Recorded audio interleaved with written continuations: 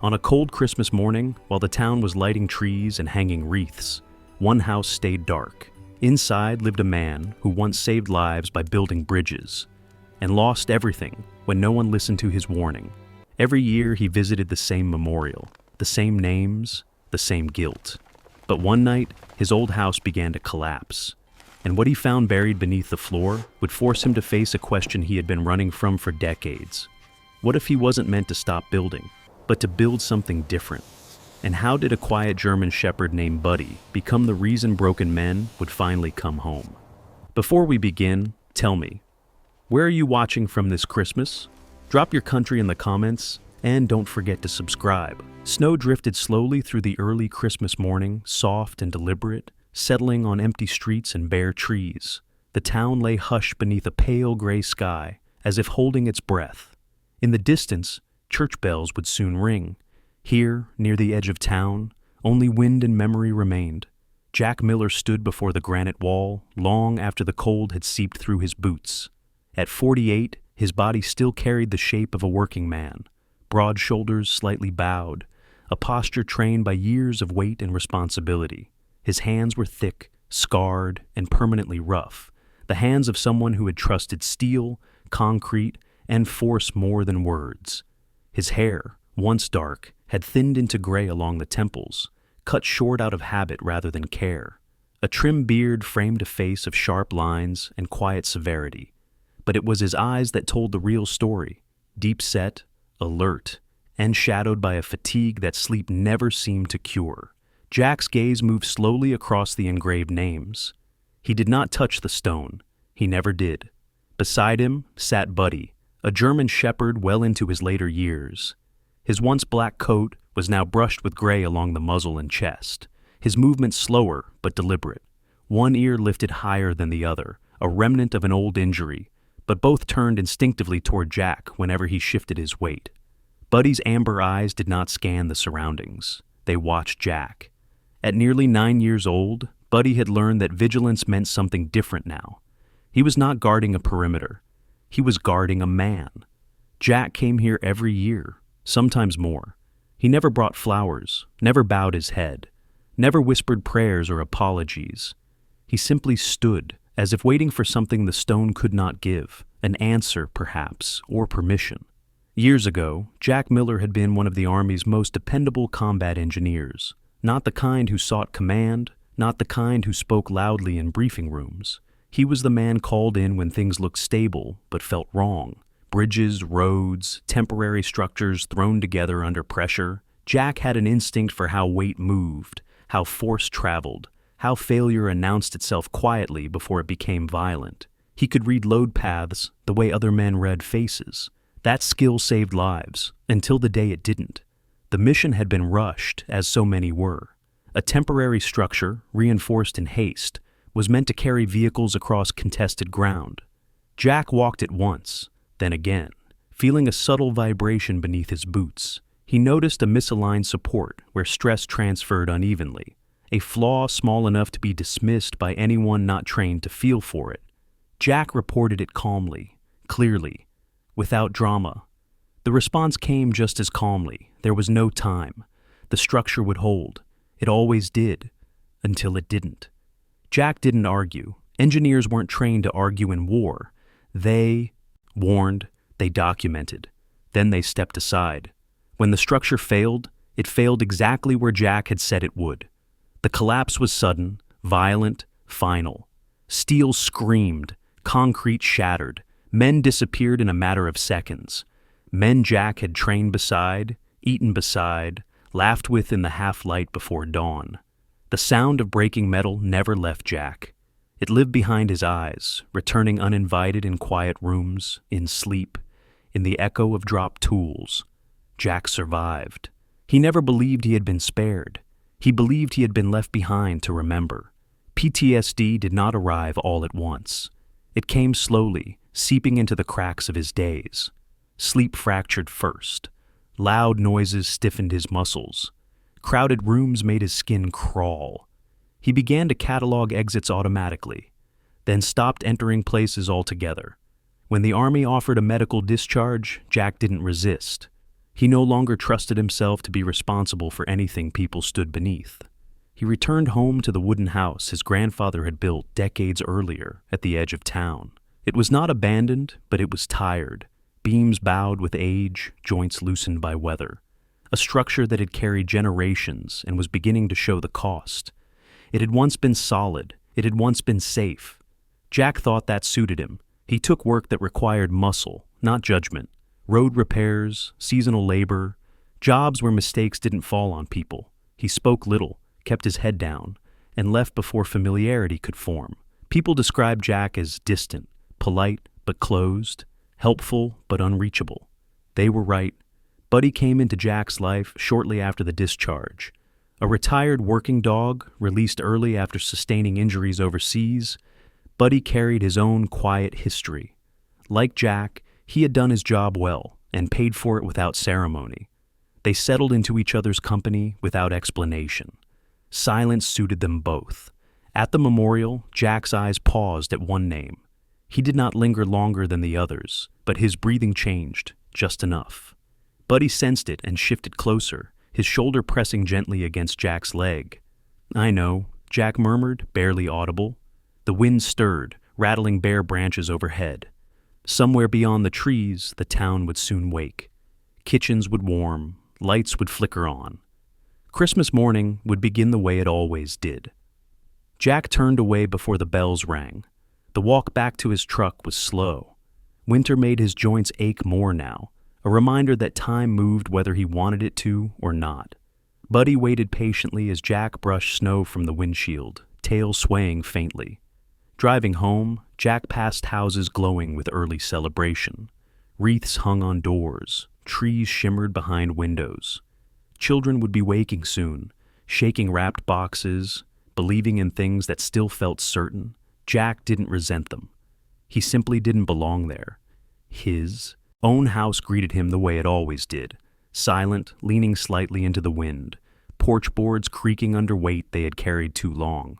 The roofline dipped just enough to trouble his trained eye. He noticed it every time and told himself not to think about it. Inside, the house smelled faintly of old wood and cold air. Jack set his gloves down carefully, habit still intact, even when hope was not. Buddy padded inside and settled near the door, lowering himself with a sigh that spoke of age and endurance. Jack stood in the narrow hallway, listening.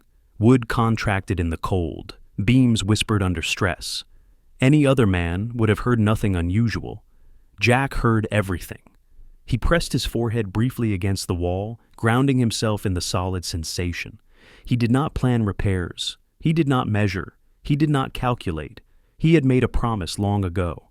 If he never built again, then no one would ever stand beneath his decisions. The thought brought no peace, only a controlled numbness he had mistaken for safety. Outside, the first church bell rang, slow and deliberate. Buddy lifted his head, ears tilting toward the sound. Jack straightened, exhaled once, and walked deeper into the house, leaving the memorial and the past where they belonged, for now. He told himself the house was standing well enough. He told himself many things these days. The house sat at the far edge of town, where the glow of Christmas lights thinned and finally disappeared. On Christmas Eve, it remained dark. No wreath hung on the door, no warmth spilled from the windows. Only weathered wood, quiet snow, and a stillness that felt intentional. Jack Miller lived there alone. The house had belonged to his grandfather, built long before zoning lines and paved roads reached this part of town. In those years, it had been full. Voices overlapping, boots lined by the door, laughter drifting through open windows even in winter. Long tables had once filled the main room, crowded with family who stayed too late and talked too loud. The house had carried all of it without complaint. Now, it carried only Jack. He moved through the rooms with a careful economy of motion, not out of caution, but familiarity. He knew where the floor dipped slightly near the hallway, and where the cold crept in through the walls. He did not stop to examine these things. He did not linger. Awareness did not always lead to action anymore. Christmas passed quietly inside the house. Jack made coffee and stood by the kitchen window, watching the town from a distance. He could see the soft shimmer of light strung across neighboring homes, hear faint laughter when the wind carried it just right. Cars pulled into driveways, doors opened and closed. Life continued, comfortably out of reach. He turned away. Buddy lay near the front door, his aging body curled but alert. Time had slowed him, stiffened his joints, softened the sharp edges of his once imposing frame. Still, his eyes followed Jack with calm attentiveness. At 9 years old, Buddy no longer rushed to greet movement. He observed. He waited. Jack appreciated that. Noise had become something Jack avoided without thinking about it. The radio stayed off. The television remained dark. Silence was easier to manage than the thoughts that arrived when sound filled the space. Silence, at least, could be controlled. As evening settled in, the temperature dropped, and the house answered with the subtle language of old wood.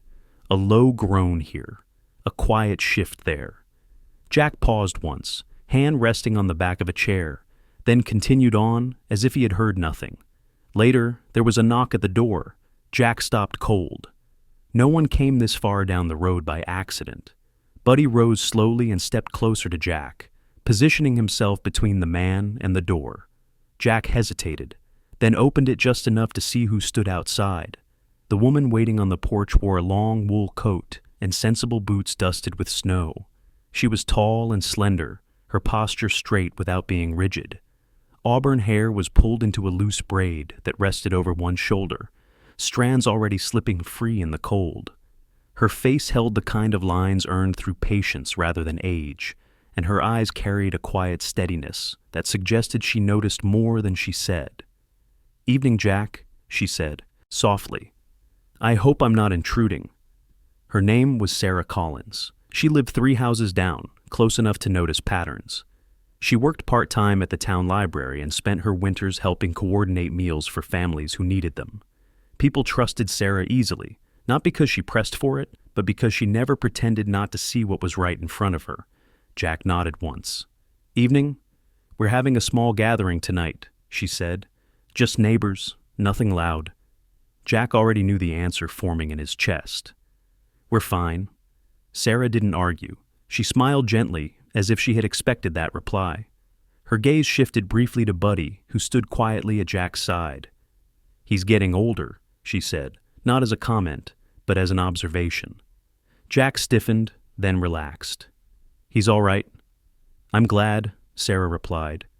She reached into her coat pocket and set a small tin on the porch railing. "I'll leave this here, no obligation." Jack didn't take it. He didn't push it away either. "Merry Christmas," Sarah said, before stepping back into the snow. Jack closed the door and leaned against it for a moment, longer than necessary. The tin sat untouched on the counter. Jack realized it was easier to refuse people than to refuse the house. That night, sleep came in fragments. Jack drifted in and out of shallow dreams where weight shifted unexpectedly and structures failed without warning. He woke before dawn, heart racing, the echo of metal giving way still ringing faintly in his ears. Buddy was already awake. He nudged Jack's hand gently and rested his head against Jack's knee. The contact grounded him, slowed the rush of breath.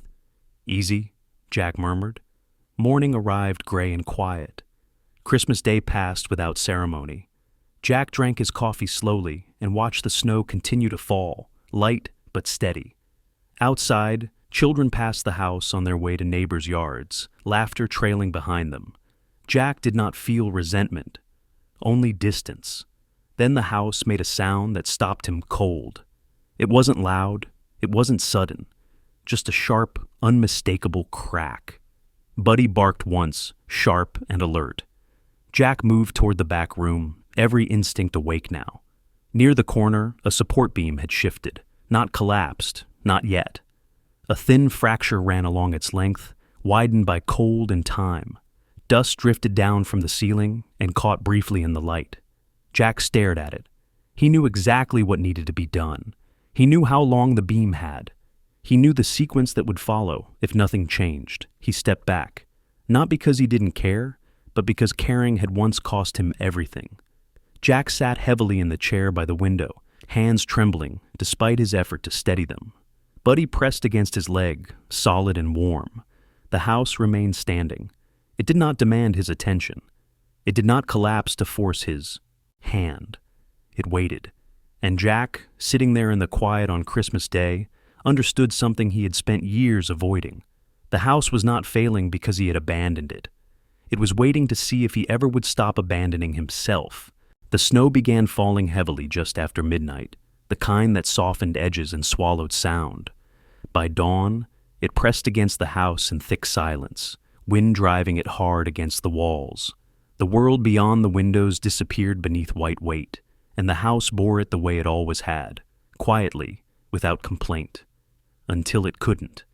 Jack woke to a sound that cut through sleep with brutal clarity. Not memory, not imagination. A deep, hollow crack echoed through the house, followed by a slow, terrible groan that traveled through wood and bone alike. Before he could fully rise, the floor shifted beneath him. The collapse was sudden, but not complete. Boards splintered and gave way, dropping Jack through the living room floor into darkness. He struck hard, pain flaring through his shoulder and back as breath left his lungs in a sharp, involuntary gasp. Dust and broken wood filled the air, and snow drifted down through the jagged opening above, settling on debris like ash. For several seconds, Jack didn't move. He listened. The house settled with a long, strained sigh, then went still. Above him, Buddy barked. The sound came sharp and urgent, not panicked, not wild, measured and insistent. Buddy moved along the broken edge of the floor, barking toward the road, toward the open world beyond the house. Jack knew that bark. Buddy wasn't guarding, he was calling. Jack forced himself upright, every movement deliberate. Pain answered him, sharp but manageable. He tested his leg, then his arm, bruised, strained, not broken. All right, he muttered to no one in particular. The space he had fallen into was an old basement, unfinished and long forgotten. Stone walls pressed close, damp and cold, the air heavy with earth and age. The light filtering through the collapse revealed rough beams, stacked boards, and corners untouched for decades. This place hadn't been meant for living. It had been meant for waiting. Jack hadn't thought about this basement in years. As a boy, he had been warned away from it. Too cold, too dark, too many sharp edges. His grandfather had used it sparingly, storing wood and tools when winters came hard and long. Over time, the entrance had been boarded over, absorbed into the house, as generations thinned and memories faded. Until now. Above him, Buddy barked again, then again. Each sound steady, purposeful. Jack felt a flicker of something unfamiliar beneath the pain and shock. Reliance. As Jack shifted, his shoulder brushed against something solid behind one wall. Wood, not stone. He turned toward it, breath slowing, attention sharpening. The stonework there was uneven, not original. Someone had altered this space by hand. Jack knelt carefully and cleared away loose debris. Behind the stone, he found a shallow recess. Inside it sat a wooden chest, darkened with age, reinforced at the corners with iron brackets dulled by time. It had been placed deliberately, not discarded. Jack stared at it for a long moment. Then he pulled it free. The lid resisted, then opened with a low, dry creak. Inside were photographs. Not papers, not tools. Photographs. Black and white prints, their edges curled and fragile with age. His grandfather stood tall in one, younger than Jack had ever known him, arm around a woman with kind eyes and thick hair pinned back neatly. Another showed children gathered around a fireplace, faces flushed, caught mid-laughter. In the background stood this house, straight, solid, its windows glowing warmly against winter darkness. Jack's breath caught. Names surfaced unbidden. His grandparents, aunts and uncles long gone. A version of himself too young to remember, bundled in wool and held close. Protected from cold, he would never know. This house had once been loud. It had once been warm. Jack lowered himself onto a broken beam and sat amid the debris. Photographs spread carefully across his lap. Snow drifted down through the opening above, melting against the old paper and wood. His hands trembled, not from pain, but from the weight of understanding settling in his chest. This place had not taken lives. It had carried them. The house hadn't been built to last forever. His grandfather would have known that. It had been built to stand long enough for people to come home, to get through winters, to give shelter where it mattered most. Jack sat there for a long time. Buddy's barking finally brought voices, distant at first, then closer. Footsteps crunched through snow. Someone called Jack's name. Light flooded the broken opening as neighbors arrived, guided by Buddy's relentless call. Hands reached down. Voices urged him to move. Jack barely noticed. He was still holding the photographs when they helped him up. Still seated among broken boards and old stone, eyes fixed on a version of the past he had buried beneath the floor. Later, wrapped in blankets and seated near a neighbor's fireplace, Jack spoke little. Sarah sat across from him, her auburn braid loose now, strands falling around her face. She watched him with quiet concern, asking no questions, offering no reassurance that didn't need to be earned. Buddy lay at Jack's feet, exhausted, his work done. When the house fell silent again, Jack returned alone. He moved carefully through the damaged room, down into the exposed basement, and sat once more where he had fallen. He didn't measure, he didn't plan, he didn't calculate. He stayed. For the first time in many years, the memories beneath his feet did not accuse him. They simply remained. Jack began the repairs the morning after the collapse, not because he wanted to rebuild, but because he refused to let the house fall again. The decision arrived without ceremony, the way practical things often did. He braced the damaged opening first, shoring it with salvaged timber and temporary supports he cut to exact length. He worked before the town fully woke, breath clouding the air, gloves stiff with cold. Buddy stayed close, watching from the porch, ears lifting whenever Jack shifted weight or paused too long. This wasn't ambition. It was containment, an act meant to stop a problem from spreading. The old instincts returned quietly. Jack measured load paths with his eyes, felt wind pressure on the exposed wall, tracked where meltwater would run once the sun rose. He adjusted angles, notched joints, and set braces where compression would hold rather than shear. He didn't draw plans. He didn't need to. The geometry lived in his hands again, the same calm arithmetic that once steadied him in places where mistakes had been unforgiving. He worked the way he always had. Precise, silent, disciplined, each movement deliberate, each decision weighed and final. By mid-morning, the worst of the damage was stabilized. The house no longer sighed under its own weight. It stood, imperfect but held, as if surprised by the attention. Jack stepped back and assessed without satisfaction or regret. This was not a beginning. It was a pause.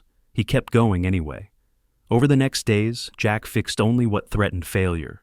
He replaced a compromised beam with a sistered support, set drainage where water had been pooling unseen, corrected a pitch that had been wrong for years. He moved through the work like a man following orders no one else could hear. When the cold bit deeper, he didn't stop. When his shoulder ached from the fall, he worked around it. Buddy followed him from room to room, tail low, eyes steady, never underfoot, never far.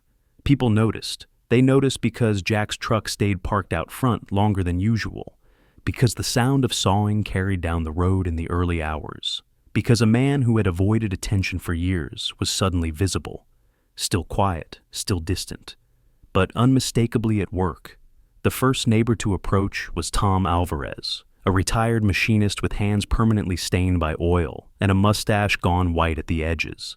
Tom lived across the road in a small ranch house that had settled unevenly over time. He stood at the edge of Jack's property one afternoon, boots planted carefully as if crossing a line he wasn't sure existed.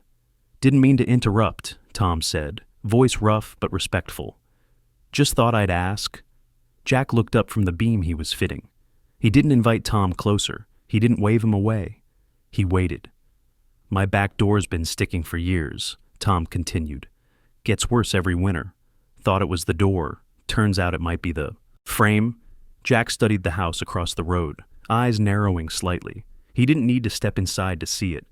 "Foundation's settled on the south corner," he said. "Frame twisted. Door's fine." Tom blinked. "You haven't even—" "Water runoff," Jack added. "It's been washing out that side for a long time." Tom let out a low breath. "Huh."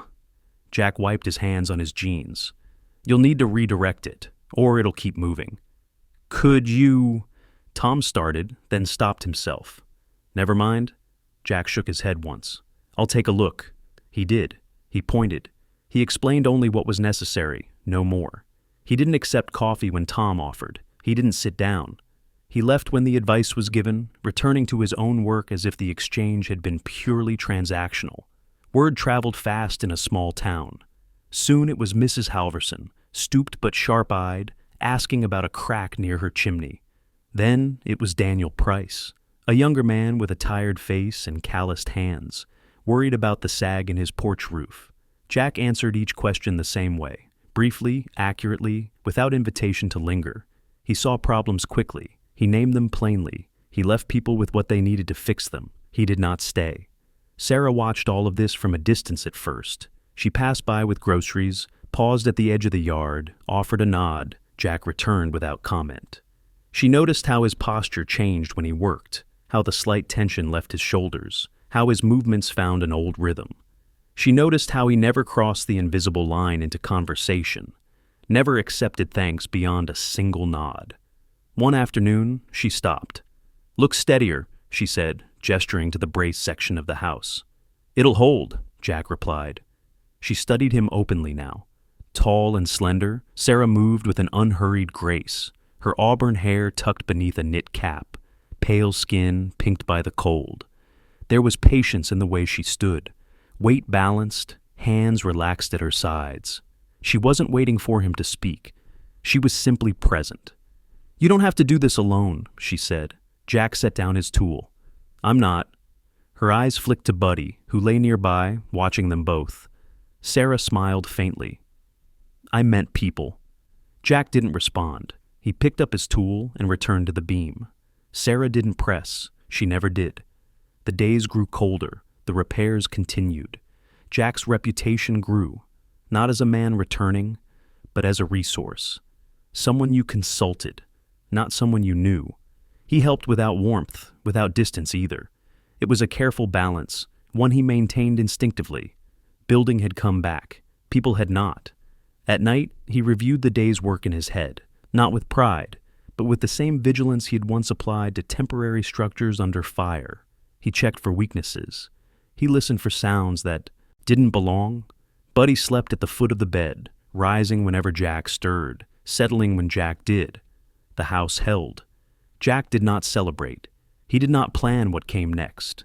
He told himself this was maintenance, nothing more, a duty, a temporary assignment.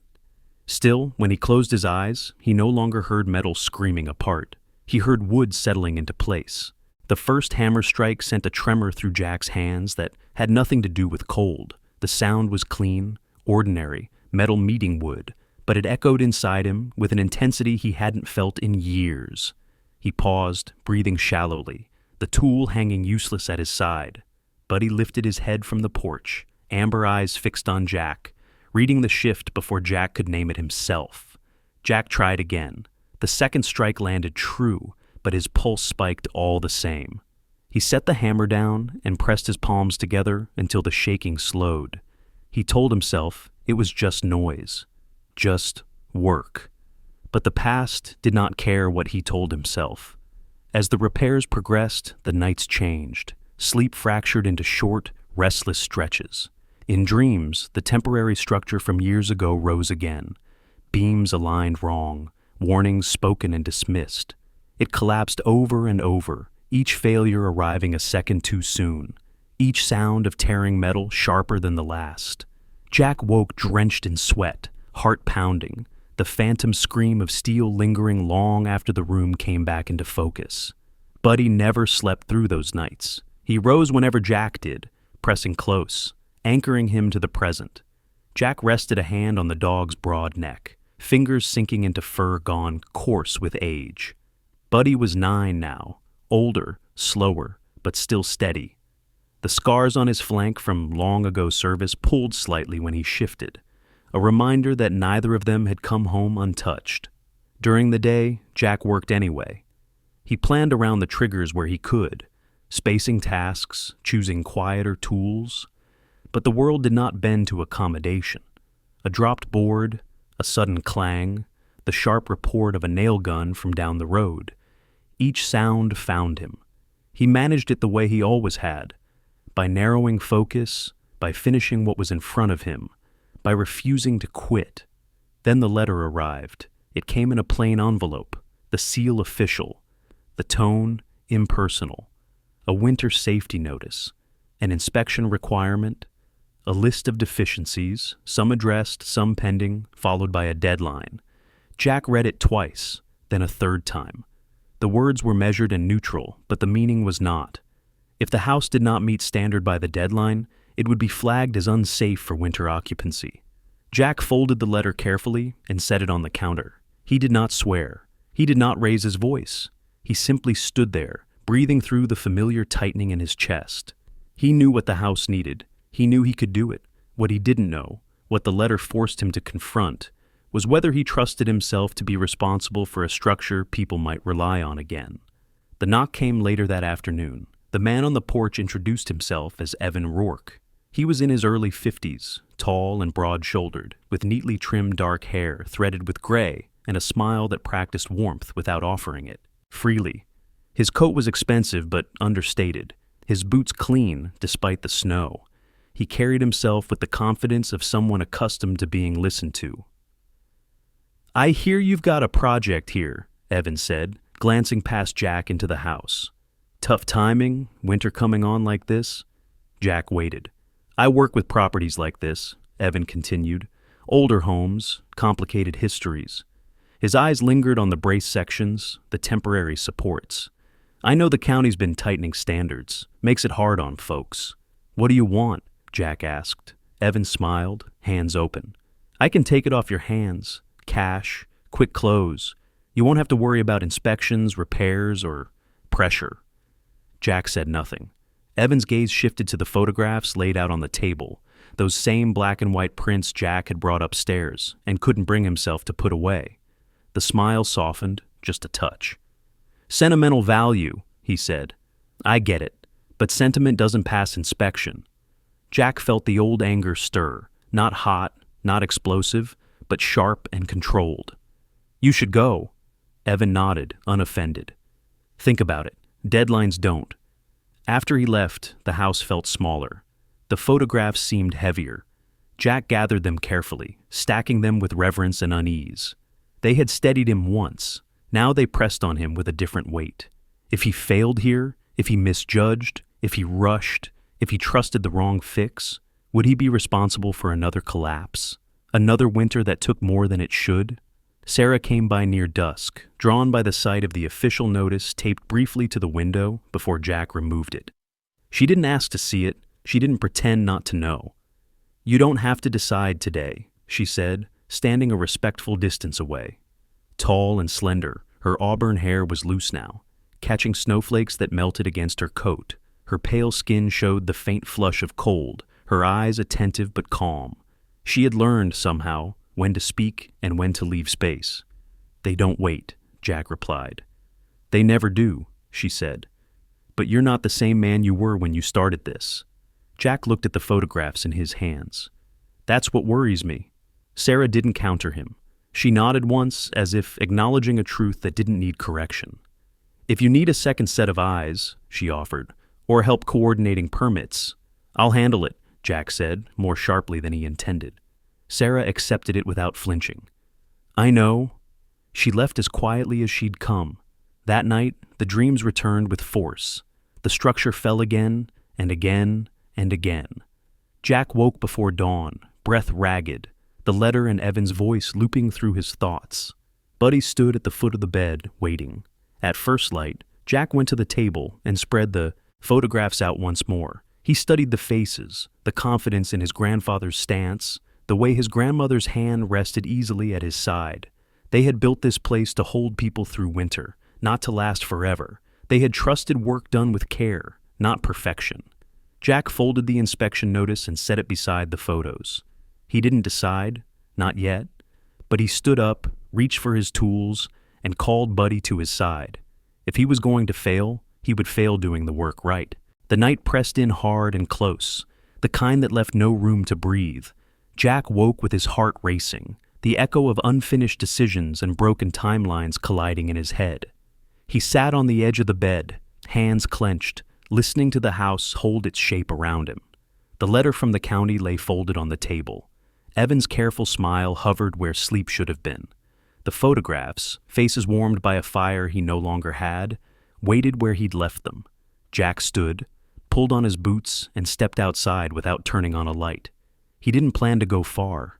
He just needed the motion. The cold bit cleanly at his lungs as he walked, each step steadying him a fraction more. Snow squeaked beneath his boots. The road was empty, lamps casting cones of amber that fell short of touching one another. He followed the line of the creek by habit, the way he once followed routes that kept him away from crowds. When he glanced back, Buddy was there. No leash, no hurry, no sound. Moving at Jack's pace with a calm that felt practiced. Buddy didn't pull, he didn't bark, he just went with him.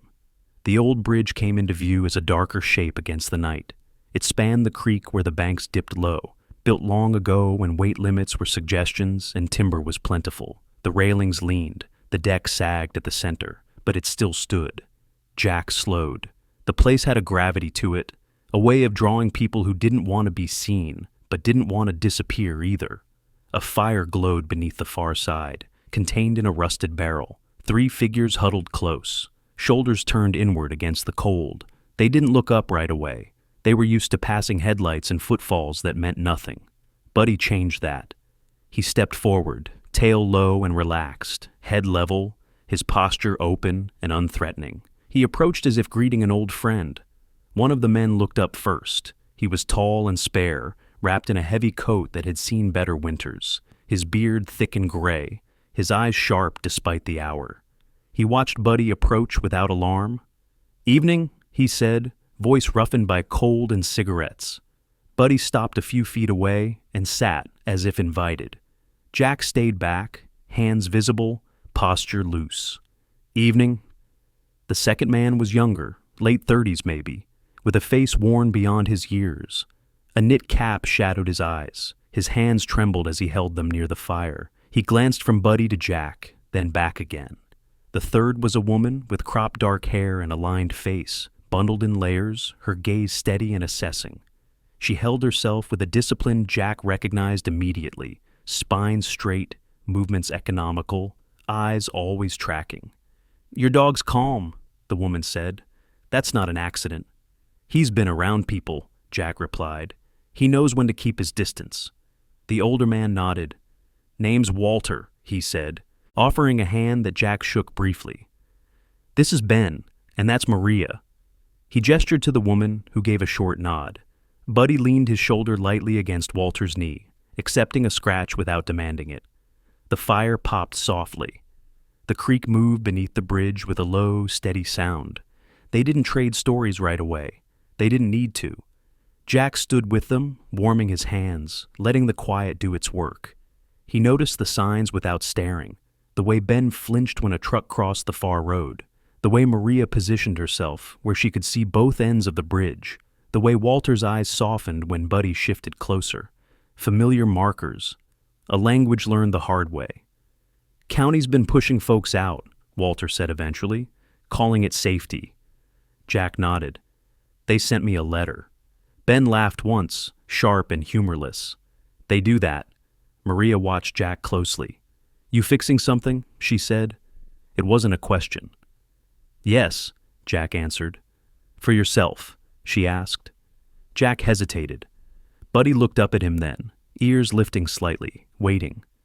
"At first," Jack said, choosing the words carefully, "to stop it from getting worse."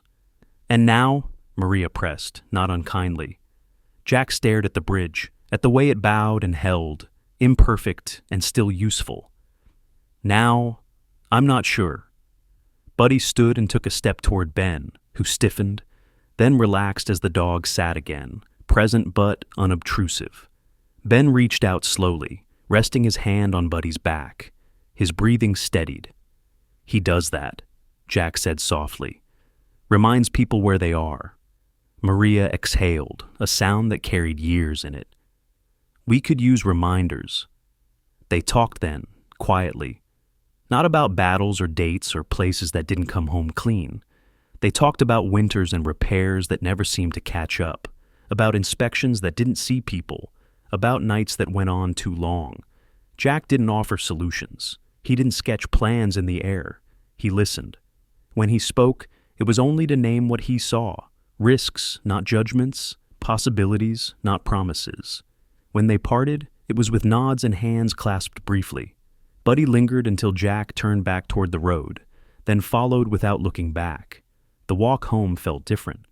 The cold was still sharp, but it didn't cut the same way. Jack paused at the crest of the hill and looked down at his house, dark and waiting. He understood something then, with a clarity that settled him. He hadn't been spared to stand alone. He had been spared to build something that held, not just wood and nails, not just code and inspection, something that gave shelter where winter pressed hardest, something that welcomed the quiet, the shaken, the wary, something that did not pretend broken meant useless. At the door, Buddy stopped and looked up at him, eyes steady. Jack rested his hand on the dog's head. "We'll do it right," he said, not as a promise to the house, but as an oath to the people he had just met. Buddy wagged his tail once. Inside, Jack set the letter from the county beside the photographs and turned on a single lamp. He sat at the table and wrote one line on a scrap of paper, careful and precise, the way he worked best. He would not build alone. He would build so others could come home. Jack went back to the work the morning after the night by the bridge. He did not announce anything. He did not ask anyone to come by. The decision he had written on the scrap of paper stayed folded in his pocket, private and untested. The house needed steady hands, not speeches, and Jack trusted routine more than resolve. He set his tools out the way he always did, measured twice, cut once, and began with the parts that mattered most, places where weight transferred, where water crept, where failure would be quiet until it wasn't. He worked alone. When neighbors stopped to watch, he nodded and kept moving.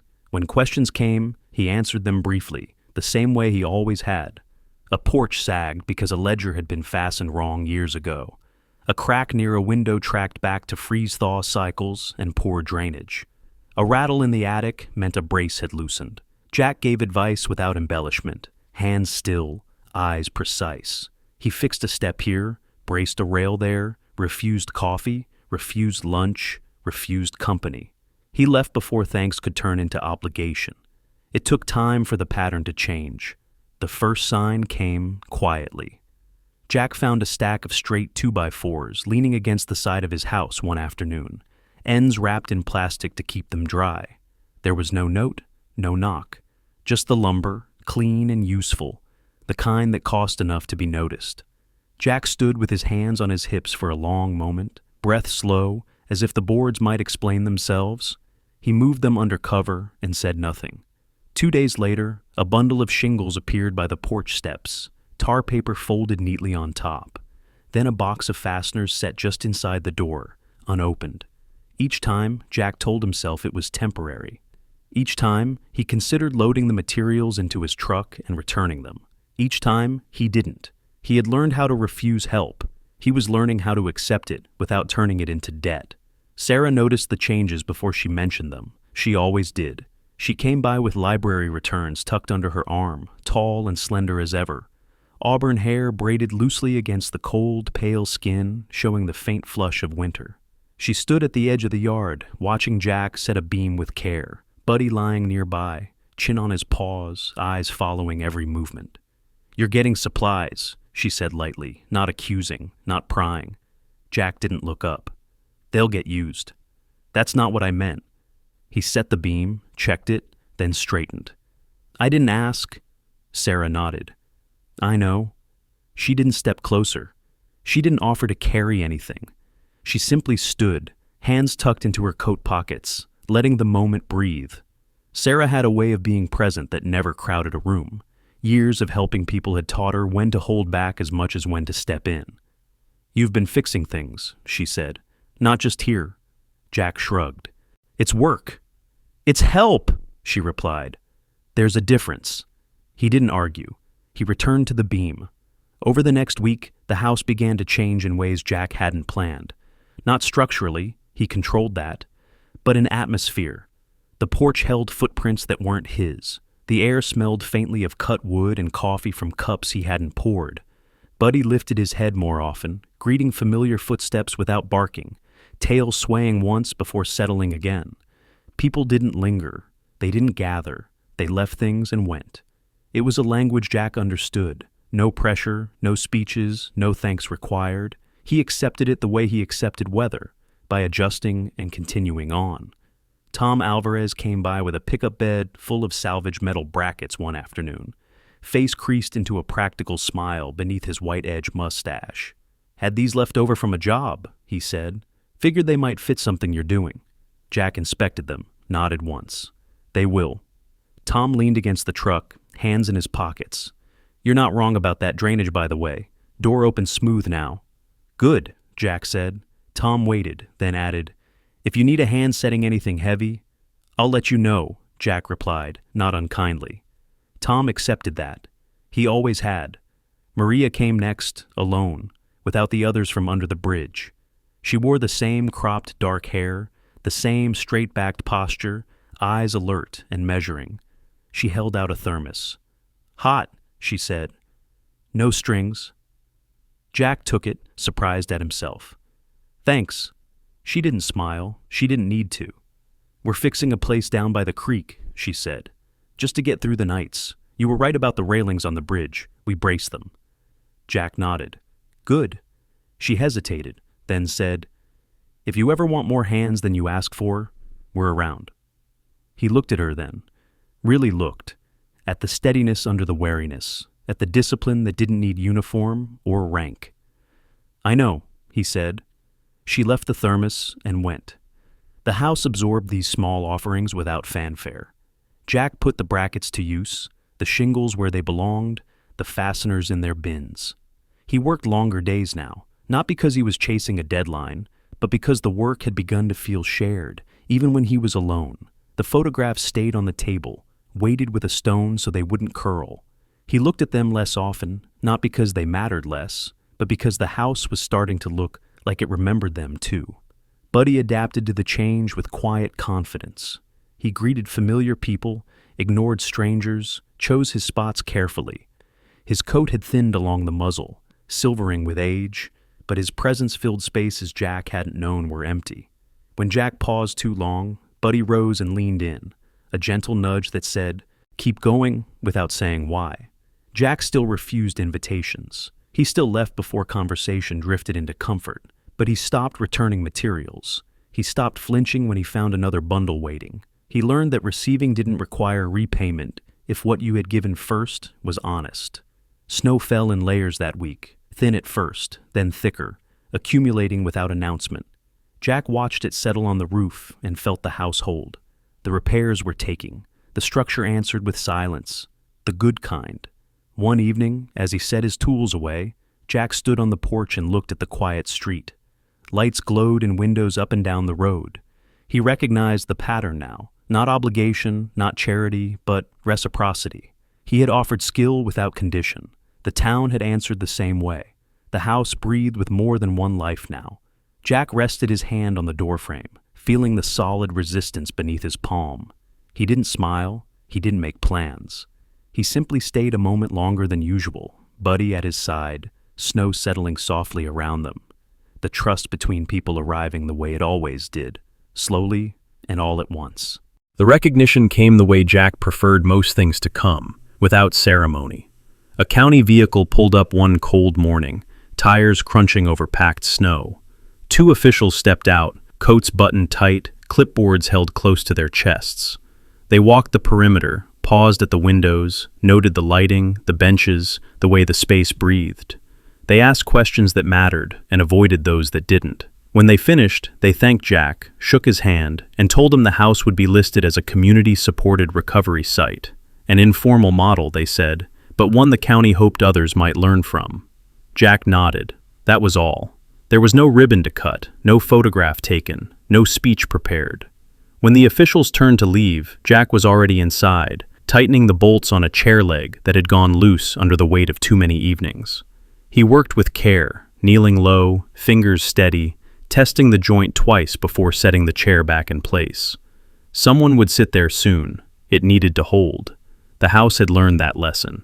As winter deepened, the flow of people settled into a rhythm that didn't need managing. Veterans came when the nights pressed too hard.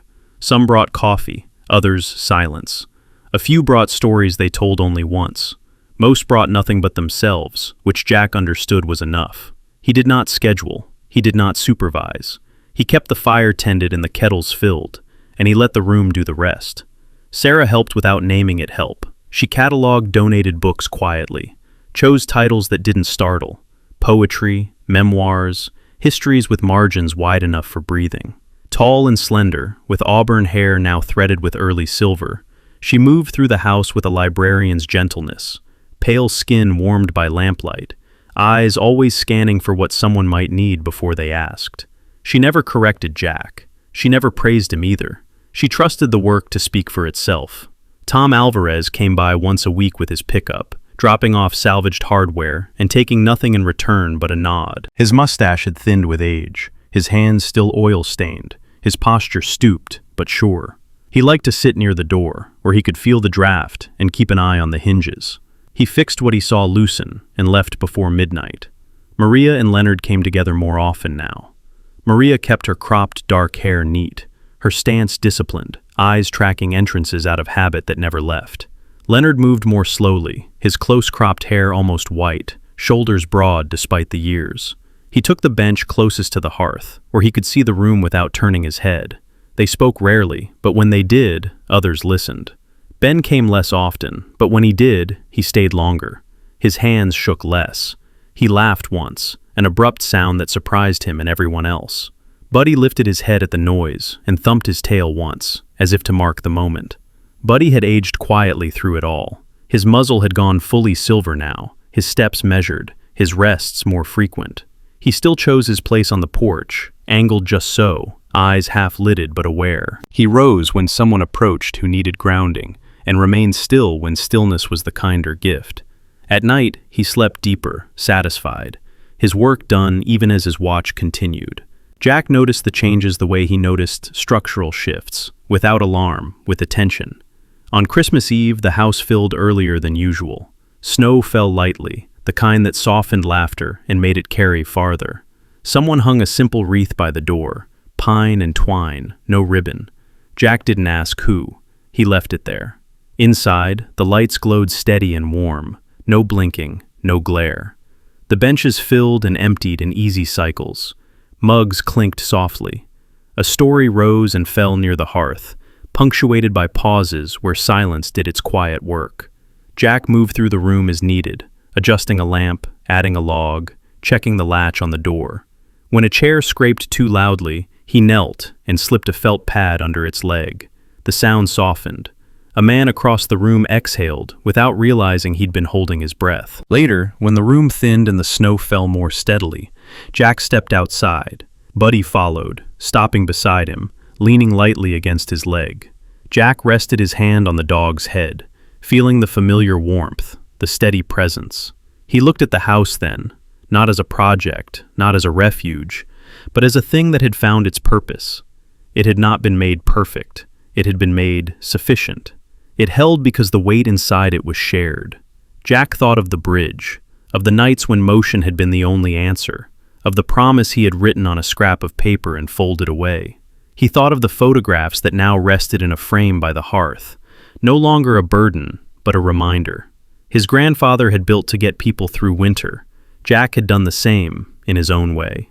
Inside, laughter rose again, unforced, brief, honest. Jack did not need to join it to feel included. He had built the conditions for it to exist. That was enough. He bent to adjust Buddy's blanket on the porch, tucking it just so. "Easy," he murmured, the word an old habit, now worn smooth by use. Buddy's tail tapped once against the boards. When Jack turned back toward the door, he caught his reflection in the glass. The lines were still there. The eyes still carried history, but the posture had changed, less braced, more balanced. He looked like a man who knew where the load was and how to carry it without breaking. Jack did not call what he had done healing. He did not call it redemption. He understood it as craft.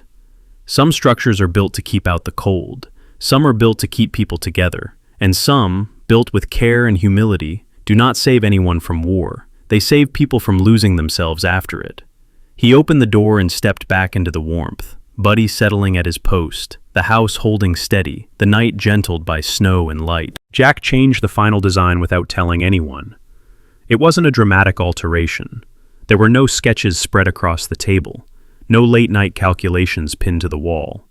It happened the way most lasting decisions did for him, quietly, after the noise had settled. He stood alone in the main room, the house now steady beneath his feet, and realized that building it back exactly as it had been would be a kind of lie. The house had carried generations, yes, but the world outside it had changed. So had he. He removed a partition he no longer needed and widened the space near the hearth. He adjusted the angles of the room to soften echoes, added insulation where cold once lingered, and chose warm, indirect lighting that didn't glare or flicker. He set benches along the walls instead of chairs, places to sit without feeling confined, with clear sight lines to doors and windows. He left the center open. No one liked feeling trapped. Jack didn't call it a shelter. He didn't register it as anything official. There were no posted hours, no sign on the road, no donation box on the counter. It was simply a place that stayed warm, stayed quiet, and stayed open when the night pressed too hard. The first people arrived by accident. A man Jack recognized from the bridge stopped by one evening, hat in hand, eyes unsure. He was in his 40s, lean and weathered, with a beard that had gone gray too early, and a stiffness in his shoulders that suggested old injuries never fully healed. His name was Curtis. He spoke little, choosing words carefully, as if sound itself might betray him. "I heard the light was on," Curtis said, standing just inside the doorway. "It is," Jack replied. Curtis stayed for an hour, sitting near the wall, hands wrapped around a mug he didn't finish. He left without explanation. The next night, he returned with another man, older, broader, his hair cut close in the habit of someone who never quite stopped being ready. That man's name was Leonard. He had the bearing of a former sergeant, and the eyes of someone who had learned to measure rooms in a single glance. They didn't talk much. They didn't have to. Word traveled the same way it always had in this town, carefully, without advertisement. One person told another. A light stayed on. A door stayed unlocked. People came when they needed to and left when they were ready. Some stayed minutes, some stayed hours. A few stayed through the night, sleeping on benches with coats pulled close, breath steady in the warmth. Buddy took his post at the front porch without instruction. He lay there as he always had, his aging body curled but alert, ears lifting at footsteps, tail thumping once when he recognized a familiar gait. He didn't bark unless he needed to. He didn't crowd. He simply watched, his presence a quiet assurance that this place was being held. Jack noticed how people reacted to the dog before they noticed the room. Shoulders dropped, breathing slowed, hands stopped clenching. Buddy seemed to understand the role instinctively. He moved toward those who needed grounding and stayed away from those who needed space. At 9 years old, his muzzle silvered and his pace slower. Buddy had become something else entirely, a promise without words. Sarah came by one afternoon, library books tucked under her arm, eyes widening slightly as she took in the changes. She was tall and slender, auburn hair loose now, falling around her shoulders, pale skin warmed by the firelight. She stood just inside the doorway, taking it in without comment. "You did this quietly," she said. Jack nodded. That seemed best. She walked the room slowly, noticing the benches, the lighting, the way the space allowed distance without isolation. "You thought about this," she said. "I thought about what made it harder," Jack replied. Sarah turned to him then, her expression soft but steady. "People will call this help." Jack shook his head. "I don't." "What do you call it?" "Returning something," he said after a moment. "I was given more time than I expected." Sarah understood. She always did. She didn't offer to organize anything. She didn't suggest forms or schedules. She simply asked, "Do you want coffee on?" Jack considered it, then nodded. That would be fine. As Christmas approached, the nights grew colder. The creek iced at the edges. Wind rattled bare branches against the house. Jack finished the last small adjustments without hurry, adding a hook by the door for coats, placing extra blankets where they could be reached without asking, setting a kettle within easy sight of the stove. On Christmas Eve, he turned on the lights. They were not elaborate, no blinking colors, no ornaments, just a steady, warm glow in the windows that carried down the road and into the dark. It wasn't decoration, it was a signal. People came. Some brought nothing. Some brought bread or soup or extra gloves they didn't need. No one made speeches. No one asked questions that couldn't be answered. The room filled and emptied in gentle waves, the way tide moved without force. Jack stood near the wall most of the night, listening. Not to stories, those came later, but to the sound of people breathing without fear. He felt the house respond, the way structures did when loads were shared properly. The weight was no longer concentrated. It was distributed, carried together. Near midnight, Leonard paused beside him. "You don't call this saving," Leonard said quietly. Jack met his gaze. "No." Leonard nodded once. "Good." When the night thinned and people drifted away, Buddy remained on the porch, eyes half-lidded, satisfied. Jack extinguished the lamp last, standing for a moment in the quiet. He didn't call what he'd done charity. He didn't call it service. He called it giving back what had been held for him when he couldn't hold it himself. And for the first time since coming home, that felt enough. Jack's story reminds us that not all miracles arrive with thunder or light from the sky. Some come quietly, through steady hands, open doors, and hearts that choose not to turn away. The house did not heal Jack by itself. People did. Presence did. And perhaps grace did too. In the Bible, we are told that God is close to the brokenhearted and saves those who are crushed in spirit. Sometimes that saving does not mean erasing the past. Sometimes it means being given a reason to keep going, one small act of service at a time.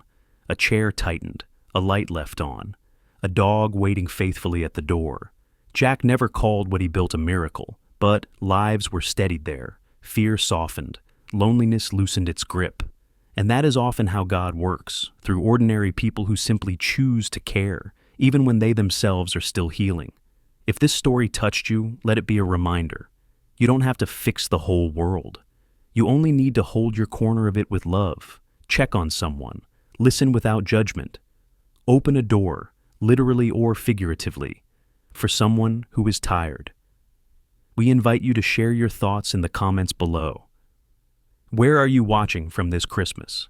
If you or someone you love has faced invisible battles, know that you are not alone. Please like, share, and subscribe to help spread stories of hope and compassion.